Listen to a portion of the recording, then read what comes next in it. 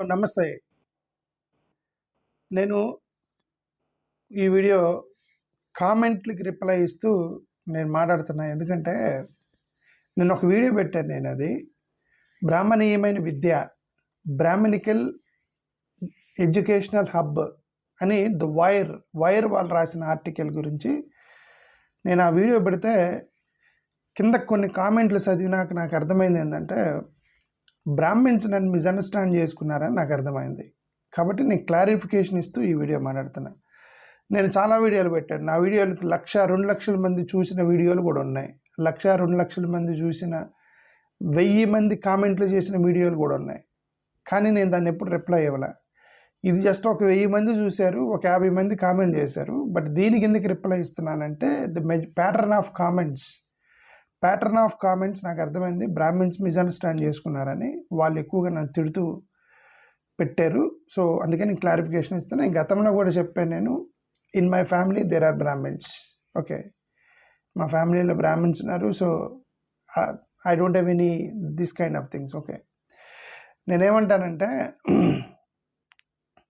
The Wire వాళ్ళు educational hubs పెట్టబోతున్నారు.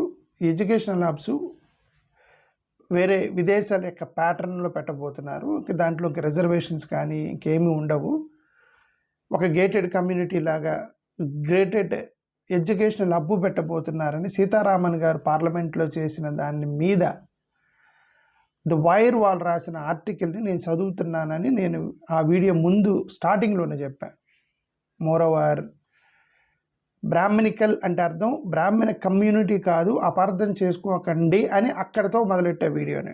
అయినా సరే అపార్థం చేసుకుని నన్ను జరుగుతున్నారు. ఓకే, సరే ఇక్కడ కొన్ని కామెంట్లు, దీని కింద నువ్వు కొన్ని కామెంట్లు చూస్తాను. ఓకే, సరే ఈ వెంకీ పటాస్ అనే అతను నన్ను బూతులు తిడుతున్నాడు. ఇట్స్ ఓకే, బూతులు తిట్టద్దని ఇంక రిక్వెస్ట్ చేయగలను. నేను అంతవరకు నేను I cannot control there phone, right? Mobile వాళ్ళ చేతిలో ఉన్నప్పుడు నేను కంట్రోల్ చేయలేను. అతను తిడుతున్నాడు, వెంకీ పటాస్ అనే వ్యక్తి. ఓకే,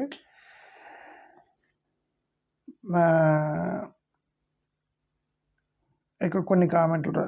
తమరి రోజు రోదన కులాల గురించేనా, తాను ఒక్కడే ఉత్తముడైనట్టు చెప్పేవన్నీ గురువింద నీతులు చెప్పడంలో దిట్టా నువ్వు అని చెప్పి కొమరి శ్రీనివాస్. రోజు కులాల రోదనేనంటే రోజు మతాల గురించి వినలేక నేను కులాల గురించి మాట్లాడితేనే గతంలో చెప్పాను నేను. ఓకే, కులం అనేది ప్రాక్టికల్ ఇష్యూ. అది కొన్ని మార్జినలైజ్డ్ సొసైటీస్లో కులం పేరు మీద ఇంకా వాళ్ళు ఊరు బయట ఉన్నారు. వాళ్ళని పైకి తీసుకురావాలి. వాళ్ళకి ఇంకా విద్య అందట్లేదు. ఎస్సీ ఎస్టీ బీసీలో చాలామంది ఇప్పటికి కూడా సమాజం బాగా నాటుకుపోయి ఉంది. So that is most practical problem than the religion. కాబట్టి ఎక్కువగా రిలీజియన్ గురించి మాట్లాడుతున్నారు. కాబట్టి ఆ రిలీజియన్ యొక్క టాపిక్ వల్ల సమాజానికి ఉపయోగం లేదు. కులాల టాపిక్ వల్ల కులాల మీద రిజర్వేషన్స్ రన్ అవుతున్నాయి, స్కీములు రన్ అవుతున్నాయి, గవర్నమెంట్ స్కీములు రన్ అవుతున్నాయి. ఆధార్ కార్డులు అవన్నీ కులాల బేస్ మీద ఇస్తుంటారు. రేషన్ కార్డులు, బియ్యం అవన్నీ కులాల పేరు మీద ఇస్తుంటారు. స్కాలర్షిప్లు అన్నీ కులాల పేరు మీద వస్తూ ఉంటాయి. So they are the practical problems. ఆ ప్రాక్టికల్ ప్రాబ్లమ్స్ పక్కన పెట్టి మీరు ఎక్కువగా రిలీజియన్ గురించి చర్చ జరుగుతుంది కాబట్టి ఈ టాపిక్స్ ఎవరు కవర్ చేయట్లేదు కాబట్టి ఆ గ్యాప్ నేను ఫిల్ చేస్తున్నానని నేను గతంలోనే చెప్పాను. అంతే తప్ప కులాల గురించే ఎందుకు మాట్లాడుతున్నామంటే because this is practical problem. Okay, అందుకని మాట్లాడుతున్నాను చెప్పాను. కాబట్టి మిస్అండర్స్టాండ్ చేసుకోకండి. That's all what I can say. Okay, ఇంకొక ఆయన ఎవరిది కదా, యదవలకి ఇండిపెండెన్స్ వచ్చిన దగ్గర నుండి గురించి బ్రాహ్మణ అంటూ చెవులు హోరెత్తు రమణమూర్తి గుమ్మలూరి. బ్రాహ్మణ అంటూ చెవులు హోరెత్తిపోతున్నాయి. నేను ఇప్పుడు బ్రాహ్మణ ఎవరూ అనలేదు. నేను అదే చెబుతున్నాను. I respect Brahmans. అసలు ఆ బ్రాహ్మణ్ అనే అడ్రస్ లేదు. రాజకీయాల్లో చక్రం తిప్పుతుందా? ఏమైనా ఇండస్ట్రియలిస్టులు బిలియనీర్లు ఉన్నారా? వాళ్ళ పై వీడియోలు తీసే ఎదవలకి తెలియదు. అంటే ఇతని ఉద్దేశం అంటే చాలా రాసేది మొత్తం ఎందుకని ఇతని ఉద్దేశం ఏంటంటే బ్రాహ్మిన్స్ అని ఎక్కువ పెడుతున్నారు అంటే నేను అదే అండి. ఆ వైరత్ను బ్రాహ్మణికల్ ఎడ్యుకేషన్ హబ్ అని అతను ఒక ఆర్టికల్ రాశాడు. ఆర్టికల్ చదివానని చెప్తున్నాను. ద వైరత్న బ్రాహ్మణికల్ ఎడ్యుకేషన్ హబ్ అని అలా కంక్లూడ్ చేశాడు. అదే టైటిల్ పెట్టాను నేను దానికి. అంతే. ఓకే, బ్రాహ్మణ మీద ఏం కోపము? వాళ్ళకి నాకేం ప్రాబ్లం లేదు కదా. What issue I have with them? My issue is caste. అది కూడా నేను మళ్ళీ పదే చెప్తున్నా. My issue is caste because the cast is practical issue. Reservations కానీ, గవర్నమెంట్ స్కీములు కానీ, రేషన్ కార్డులు కానీ, ఆధార్ కార్డులు కానీ, అప్లిప్మెంట్ ప్రోగ్రామ్స్ కానీ, ఈ ప్రోగ్రామ్స్ అన్నీ కూడా ప్రభుత్వము క్యాస్ట్ బేస్డ్ చేస్తుంది. ఎందుకు? వాళ్ళు ఐడెంటిఫై చేశారు ఒక సెక్షన్ ఆఫ్ పీపుల్ని వాళ్ళు ఇంకా పేదరికంలో బయటికి తీసుకురావాలని. So that is most practical issue according to me. మీరు మమ్మల్ని బలవంతంగా దాన్ని ఒక గంపలో కూర్చోబెట్టి బలవంతంగా ఆ క్యాస్ట్ అనే దాన్ని బలవంతంగా మీరు ఒక గంపలో పెట్టేసి మసిబూసి మారేడికాయ చేసి మొత్తాన్ని రిలీజియన్ వైపుకి నడిపించారు. ముఖ్యంగా ఎన్డీఏ ప్రభుత్వం వచ్చిన తర్వాత రిలీజియన్ వైపుకి మలిచారు. కథ మొత్తం రిలీజియన్ వైపుకి మారింది. రిలీజియన్ మీద రిజర్వేషన్స్ ఇవ్వలేరు, రిలీజియన్స్ మీద రేషన్ కార్డు ఇవ్వలేరు, రిలీజియన్స్ మీద స్కాలర్షిప్ ఇవ్వలేరు, రిలీజియన్ మీద ఎలాంటి గవర్నమెంట్ ప్రోగ్రామ్స్ ఉండవు రిలీజియన్ మీద. ఎందుకంటే ఇది రాజ్యాంగం అంతా సెక్యులర్ రాజ్యాంగం. అంటే దేని వల్లనైతే ఉపయోగం లేదు దాని వైపుకి దేశాన్ని నడిపారు. దేనివల్ల అయితే యాక్చువల్గా అప్లిఫ్ట్మెంట్ ప్రోగ్రామ్స్, పావర్టీ ఎరాడికేషన్ జరుగుతుందో దాన్ని కప్పిపుట్టారు. ఆ ముసుగు తీస్తున్నా నేను, అంతే. అందుకని నేను ఎక్కువ కులాల గురించి మాట్లాడుతున్నాను, అంతే తప్ప it is in tune with the government programs, in line and tune with the constitutional government provisions. I'm talking on caste issues, ignoring religious issues. Political పార్టీలు కూడా ఏంటంటే మతం మీద రాజకీయం చేస్తే ఓట్లు వస్తాయని చెప్పి అన్ని పార్టీలు చేస్తున్నారు. So I don't want to talk on that religion anymore. అందుకని అంతే తప్ప I don't have an issue. I hope you will understand all my Brahmin brothers, please understand, don't misunderstand me, okay? That's all I'm requesting you, okay? ఇక్కడ ఇంకేం రాశాడు? Brahmins కూడా పేదరికంలో ఉన్నారు. Brahmins కూడా, నేను అసలు బ్రాహ్మిన్స్ అనలేదు. బ్రాహ్మినికల్ అంటే అర్థం హైరార్కీ ఉంది. బ్రాహ్మినికల్ అంటే ఏషియన్ అంటారండి. ఇప్పుడు చీరలు కట్టుకునే వాళ్ళు మొత్తం ఏషియన్ కల్చర్ అంటారు. అందరు కట్టుకున్నారండి ఏషియాలో. ఆ పక్కల్లో తండాల్లోకి వెళ్తే చీరలు కట్టుకోరు కదా, వాళ్ళు ఇంకా గాగరా చోలి వేసుకుని తిరుగుతున్నారు కదా తండాల్లో. బట్ వాళ్ళు కూడా ఏషియన్సే. బట్ మెజారిటీని బట్టి ఒక వెస్ట్రన్ థాట్ ఏంటి? ఏషియన్ కల్చర్ అంటే చీరలు కట్టుకున్నాం ఏషియన్ కల్చర్ అంటారు. ఒక వెస్ట్రన్ థాట్ అది. ఎందుకు వాళ్ళు కట్టుకోరు? వాళ్ళు చూసారు ఇక్కడ కట్టుకుంటారని. అలాగే ఈ హైరార్కీ ఆర్డర్ని బ్రాహ్మణికల్ అని ఒక పేరు పెట్టారు.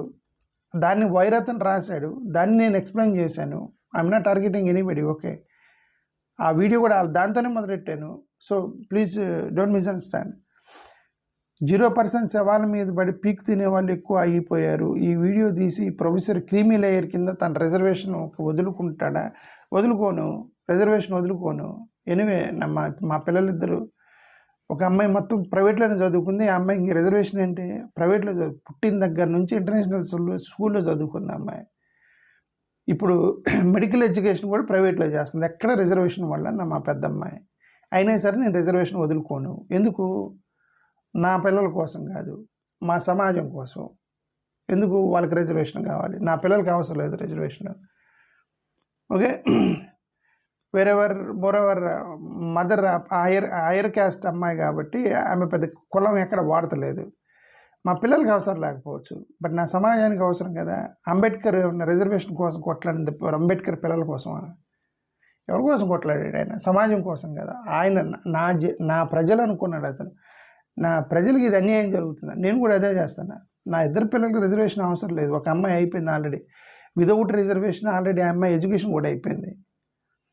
ఇక రెండో అమ్మాయి ఉంది. ఆ అమ్మాయి కూడా అంతే రిజర్వేషన్ పడుకుని పోయిద్దాము, ఓకే? నేనేమన్నా అంటే I may not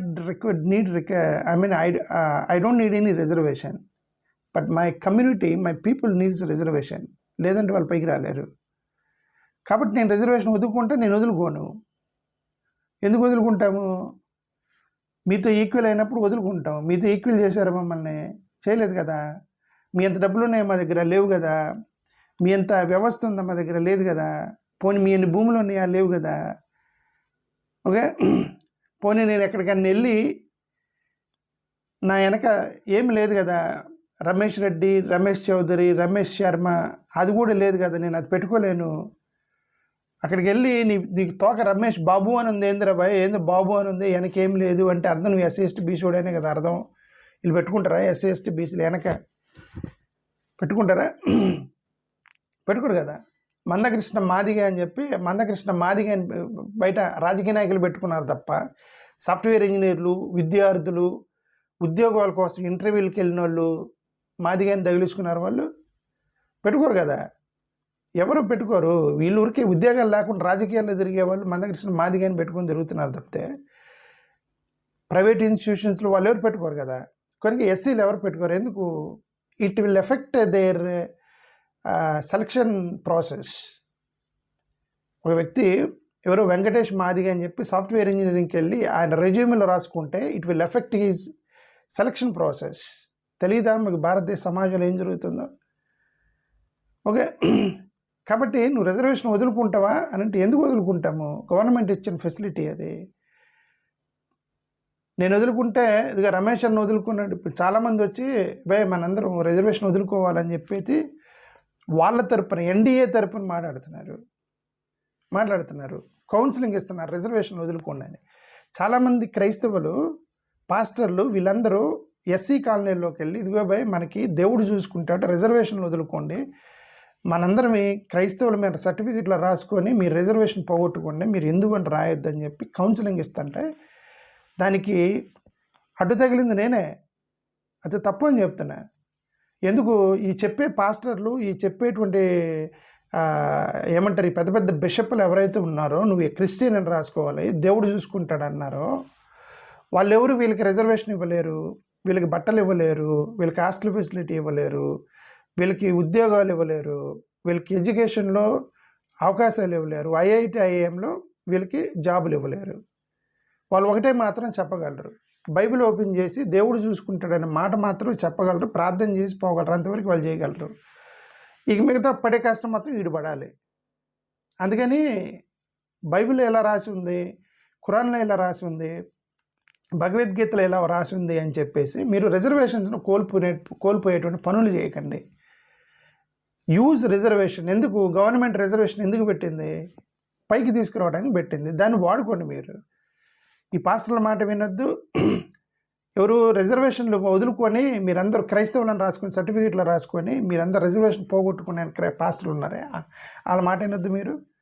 అలాగే పూజారి, ఇప్పుడు ఎవరైతే ఇలా కొంతమంది హిందుత్వవాదులు వచ్చారే, మీరు క్రిస్టియన్స్, మీరు చర్చిలకు వెళ్తున్నారు, రిజర్వేషన్ మీది మాది అంటారా, వాళ్ళ మాట కూడా వినొద్దు. 1950 షెడ్యూల్ క్యాస్ట్ ఆర్డర్ 30 అని ఉంది కదా, అది కూడా వినొద్దు. అది కూడా రాంగ్ ఆర్డర్. అది వీళ్ళందరూ కలిసి రాంగ్ చేశారు వీళ్ళకి. సో కాబట్టి మీరు సాధ్యమైన వరకు గవర్నమెంట్ ఇచ్చినటువంటి రిజర్వేషన్స్ని వాడుకుని ఎలా పైకి రావాలి అనేది మాత్రమే చూడండి. అలా పైకి వస్తే మీరు కూడా ఈక్వల్ అవుతారు, లేదంటే ఇంక తరతరాలుగా మీరు వెనకబడిపోతారు. అదే నేను చెప్పేది. ఇంకొక అతను వీడికి సిగ్గు శరం లేదు, వీడు ఒకడు కంచాయిలయ్యి ఒకడు రిజర్వేషన్తో జాబు మింగి లైఫ్ ఎంజాయ్ చేసి సొసైటీకి ఏం చేశారు. నేను రిజర్వేషన్ మీదే చదువుకున్నాను. నేను చదువుకుని నా పిల్లలు చదువుకోవట్లే. నేను మొత్తం రిజర్వేషన్ పుట్టిన దగ్గర నుంచి రిజర్వేషన్ మీదే, నా బతికంత రిజర్వేషనే. ఎందుకు? మీకున్నంత నాకు లేదు. అంబేద్కర్ కొట్లాడి నాకు ఒక రిజర్వేషన్ పెడితే దానివల్ల నేను ఇది ఈరోజు ఇలా మాట్లాడగలుగుతాను. ఎవరు? అంబేద్కర్ పెట్టిన రిజర్వేషన్ వల్ల. లేదంటే గెదలు కాసుకునేవాడిని కదా ఆడిపోయి మీ మాటలు వింటే. Okay, you are venomous, poison ఉంది నీళ్ళు అని చెప్పి తిడుతున్నారు. నేను Brahmins are 2% of the population, Brahmins are no muscle power. Okay brother, నేనేమంటలే, బ్రాహ్మిన్స్ కూడా పేదరికంలో ఉన్నారు. ఈ శూద్రులు ఆల్రెడీ బ్రాహ్మిన్స్ డామినేట్ చేశారు, రాజ్యాధికారం మొత్తం వాళ్ళకి వెళ్ళిపోయింది. బట్ అడ్మినిస్ట్రేషన్లో ఇంకా ఎక్కువ బ్రాహ్మిన్సే ఉన్నారు. ఓకే, అరే యూజ్లెస్ ప్రొఫెసర్ అమ్మచ్చుగా. సరే, బూతులు తీసేయండి, ఎప్పుడు ఏడుస్తూ ఉంటావు. Okay, you're intolerant, ignorant, hateful ఏంటి? నో బ్రదర్, నేను చాలా కూల్గా రోజు చాలా కూల్గా మాట్లాడుతుంటే ఎందుకు? ఎక్కడ కూడా నేను మిస్టేక్ చేయకూడదు అనుకుంటా. నా పర్పస్ చెప్పాను. నా పర్పస్ ఒకటే, మార్జినలైజ్డ్ సొసైటీ, పేదలు బడుగు బలహీన వర్గాలకు సంబంధించిన మార్జినలైజ్డ్ సొసైటీ నా ప్రాబ్లం. వాళ్ళ కోసం నేను మాట్లాడుతూ ఉంటా. వాళ్ళ కోసం మాట్లాడుతున్నప్పుడు అప్పుడప్పుడు మీకు కోపం రావచ్చు, అది దాన్ని నేను అర్థం చేసుకుంటా. అయ్యో అలాగా, బ్రాహ్మణ నిజం తెలియని వాడు ఎన్ని కోట్లు సంపాదించినా వృధాయే. ఓకే, ప్రతి 4 మాటల మధ్య ఓకే ఎందుకు సార్, చిరాగ్గా ఉంది అంటే కొంతమందికి నేను మధ్య మధ్యలో ఓకే ఎందుకంటే అంటే కొంతమందికి ఊత పదం ఉండేది, ఆ ఓకే తీసేసానంటే ఫ్లో పోయిద్ది. కాబట్టి కొంతమంది సచిన్ టెండూల్కర్ గారు బ్యాటింగ్ చేసేటప్పుడు ఇటు కొడతా ఉంటాడు, ఎందుకు అట్లా కొడితేనే అతను 6 కొట్టగలడు. అది మేనరిజం. అది ఇప్పుడు నేను మధ్య మధ్యలో ఓకే అంటే మీకు చిరాకు పడకండి, అది నా మేనరిజం అని వదిలేయండి. ఓకే, అది విషయం. చదువుకుంటే మీలాగే మాట్లాడతారు. టిఎస్ గోర్ ఇతను నాకు సపోర్ట్గా చేస్తూ ఉంటాడు. సో కాబట్టి వీడికి రేపే పక్షవాతం వచ్చిపోవాలని ఒక అతను, నాకు పక్షవాతం వచ్చిపోవాలంట. నేను ఆల్రెడీ ముసలోడిని అయిపోయాను బస్సు, ముసలోడిని అయిపోయాను. ఇక అన్నీ మొదలవుతాయి. పక్షవాతం ఏముంది, అన్నీ మొదలవుతాయి. షుగరు, బీపీ, థైరాయిడ్, పక్షవాతం, హార్ట్ అటాక్. మనిషికి ఎంతకాలం బతుకుతారు? కొద్దికాలమే కదా బతుకుతారు. ఓకే, అంటే మీరు నన్ను ఇప్పుడిప్పుడుగా పక్షవాతం రావాలని చెప్పి మీరు నన్ను కోరుకోకండి. మీరు ముఖ్యంగా అసలే మీరు బ్రాహ్మణులు అంటున్నారు కదా, బ్రాహ్మణుల మాట జరిగిద్ది అని చెప్పి కొంత అనుకుంటుంటారు హిందూ సహోదరులు. నేను నమ్మను, బట్ ఓకే, కొంతమంది నమ్ముతారు కదా, వాళ్ళ నమ్మకం ప్రకారం చెబుతాను. నన్ను శపించకండి పక్షవాతం వచ్చిపోతానని. ఓకే, నేను మిమ్మల్ని ఏమనలేదని ఈ క్లారిఫికేషన్ ఇవ్వడానికి పెడుతున్నా ఈ వీడియో. మల్లారెడ్డి బొక్కలో ఏదో బూతు వాడాడు. వీడిని ఎందుకు మల్లారెడ్డి ఏంది ఇప్పుడు మల్లారెడ్డి కాంటెక్స్ట్ ఏంటో నాకు తెలియదు. ఇక్కడ మల్లారెడ్డి పేరు వచ్చింది. విదేశీయుల భారతీయులను వెనక్కి పంపిస్తున్నారు, భారత విదేశాంగ యుఎస్ సెక్రటరీ దయచేసి పూర్చారండి. ఇది మన అతను అదే దిస్ ఈజ్ మై సపోర్టర్ రాసినటువంటి ఒక ఇది. దీని మీద సపరేట్ వీడియో చేయాలి. ఇది ఇతను రాసింది ఏంటంటే, US secretary of state Anthony Blinken సంధించిన ప్రశ్నలు అని చెప్పి రాశాడు. దీని గురించి మనం వేరే వీడియోలో మాట్లాడదాం. ఎందుకంటే ఇది only clarification. I am cross subsiding SC/ST students with my hard and money. Will you ever learn this? As far as I know, kids as their level never discuss this amongst themselves as you are getting uplift through the very constitution Ambedkar brought. Acting against wishes. Sir, I am paying 1,500 rupees for my son gate fee, 2,500 CAT fee only for entrance exam fee. Not sure whether he will be to crack. Okay. Whereas SC/ST candidates admitted free or with less much fee. I'm a small time clerk in the reputed textile showroom with monthly salary of INR 20K for అంటే monetary transaction మీద చూస్తే అదేనంటే ఇప్పుడు ఈ brother రాసింది ఏంటంటే, మేము కూడా పేదోండి, నేను ఒక క్లర్క్ని, నేను అంటే బ్రాహ్మణ అయి ఉండొచ్చు, ఇతను అది బూతులు తిట్టాడు కాబట్టి సరే అతను చెప్తున్నాను. అతను తిడితే నేనేమనుకోండి, నేనంటే సోషల్ మీడియాలోకి వచ్చిన తర్వాత బూతులు తిడతారు, నేను దాన్ని పట్టించుకునేది ఏం లేదు. ఎందుకంటే ఒకసారి చేపలు పడదామని చెరువులోకి దిగిన తర్వాత జలగలు కూడా పట్టుకుంటాయి.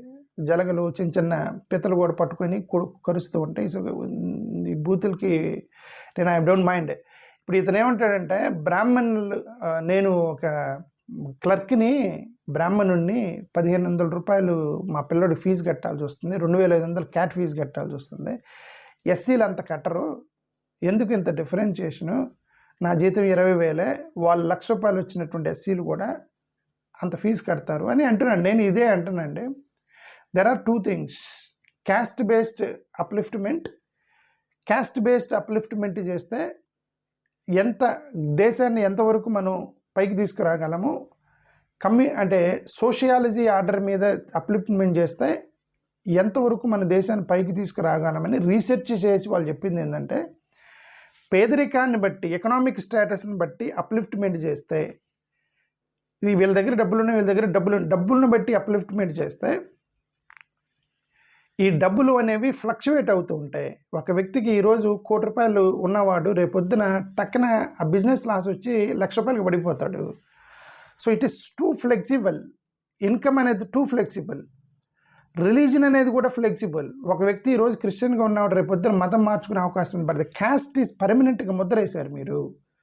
So the best possible social upliftment scheme A base చేయాలి అంటే క్యాస్ట్ అనేది బెస్ట్ అని రీసెర్చ్ చేసి పెట్టింది. అది అంత ఈజీగా పెట్టింది కాదు కదా, అదే రీసెర్చ్ చేసి పెట్టారు. అది ఎందుకంటే ఫిక్స్ చేశాను క్యాస్ట్ అని. ఇది కులం అని వాడు పుట్టిన పిల్లల్ని నువ్వు తరతరాలుగా వాడి కులంతో వేధిస్తున్నావు కాబట్టి that is the best possible method. దీంట్లో కొద్దిగా ఆర్థికంగా ఇబ్బంది పడే వాళ్ళకి ఇబ్బంది పడవచ్చు. దానికోసం ఈడబ్ల్యూసీ పెట్టారు కదా ఈడబ్ల్యూసీ రిజర్వేషన్ పెట్టారు కదా. Okay, we're supporting, there is no issue in that.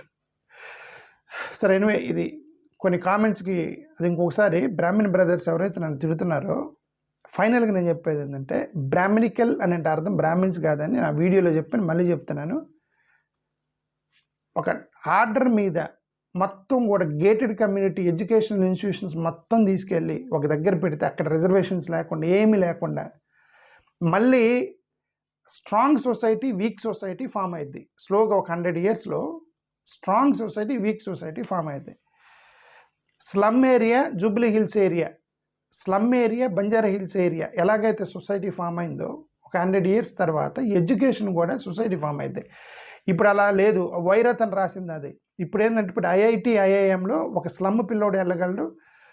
MLA కొడుకు కూడా అదే ఐఐఎంలో చదువుతాడు, గవర్నమెంట్ ఐఐఎంలో. ఇప్పుడు వీళ్ళు పెట్టేటువంటి ఈ యొక్క సిస్టంలో ఓన్లీ రిచ్ పీపుల్ మాత్రం ఎఫర్ట్ చేయగలరు, వీళ్ళందరూ గవర్నమెంట్ స్కూల్కి వెళ్ళాల్సి వచ్చింది. సో ఈ ఆర్డర్లో that becomes superior educational institution, that becomes inferior educational institution in the days.